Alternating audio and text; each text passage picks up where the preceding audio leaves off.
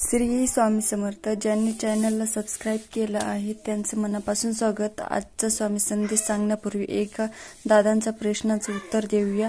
दादांचं म्हणणं असं होतं की देव हा फक्त अंधश्रद्धा आहे. जर देव असता तर एवढे लोक दुःखी नसते. माझं काम आहे तुम्हाला स्वामींच्या सानिध्यात आणणं आणि त्यासाठी मी प्रयत्न करते. संकटात असताना विश्वास ठेवणं थोडं कठीणच असतं असं दादांचं म्हणणं आहे. देवच असतात तर मला प्रॉब्लेम मधून काढलं नसतं का?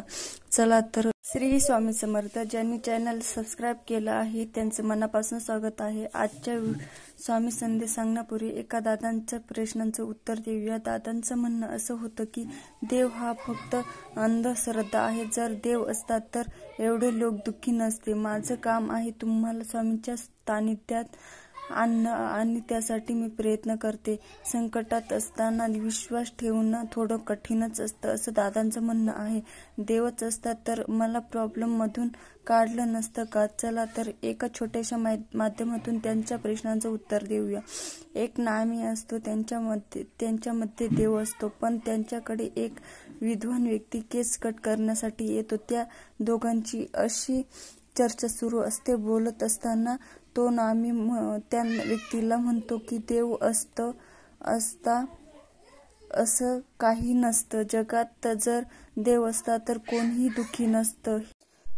ऐकून झाल्यानंतर तो व्यक्ती घरी जाण्यासाठी निघतो. तेवढ्यात त्याला एक भिकारी दिसतो. त्याची केस दाढी खूप वाढलेली असते, पण ती व्यक्ती परत त्या दुकानात येते आणि त्या नाम्याला म्हणतो की कदाचित या जगात नामीच नाहीये. तेव्हा तो नामी म्हणतो, हे कसं शक्य आहे?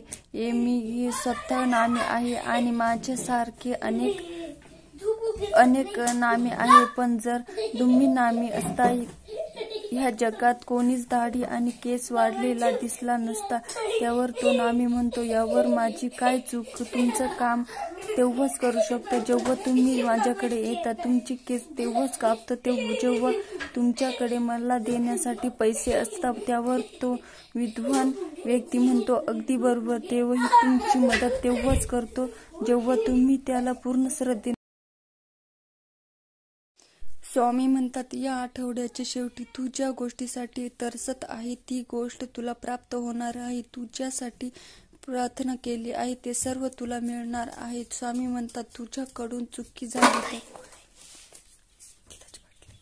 ठीक आहे. आता फक्त जागा हो आणि माझ्याशी बोल. मला मदतीसाठी विचार. मी तुला साथ द्यायला इथेच उभा आहे. बाळा, मी तुझ्यावर प्रेम करतो. आज रात्री तुम्ही झोपात असताना तुम्ही ज्या चमत्कारासाठी प्रार्थना केली होती ती मी स्वतः येऊन पूर्ण करेन. किमान दररोज 7 मिनिटे की मी भाग्यवान आहे असं म्हणत जा आणि तुमच्या जीवनातील सर्व चिंता दूर करेल आशा सोडू नको. जेव्हा तुला वाटतं की सर्व संपलंय तेव्हा स्वामी तुला एक चमत्कार पाठवतील. तुमच्या स्वामींवर विश्वास असल्यास जय जय स्वामी समर्थ असे कमेंट करा. देव तुमच्यासाठी काहीतरी नियोजन करत आहे. ती नोकरी असू शकते किंवा आनंद काही गोष्ट असू शकते. देवदूत म्हणत आहे, उद्या सकाळी तुम्हाला काही चमत्कार मिळेल. स्वामी म्हणतात, अभिनंदन. प्रतीक्षा संपली. तुमच्यासाठी काही आश्चर्यचालक येत आहे.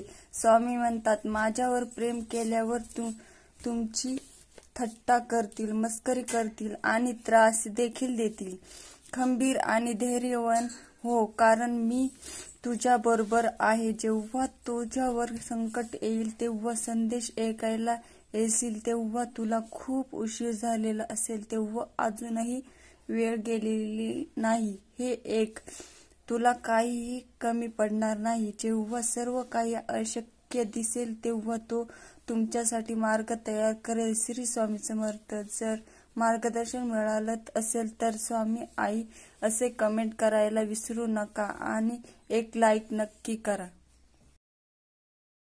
स्वामी सांगतात, माझ्यावर विश्वास ठेवा, माझ्यावर अवलंबून राहा आणि माझ्या प्रेमात रोज आठवण ठेवा. तुमच्या मार्गात कोणतीही अडथळीत मात करण्याचं सामर्थ्य आम्ही तुला देऊ. स्वामी म्हणतात, येणाऱ्या काळात तुम्ही आनंदाने उडी माराल, कारण कृपा आणि चमत्कार याचा तुला अनुभव येईल.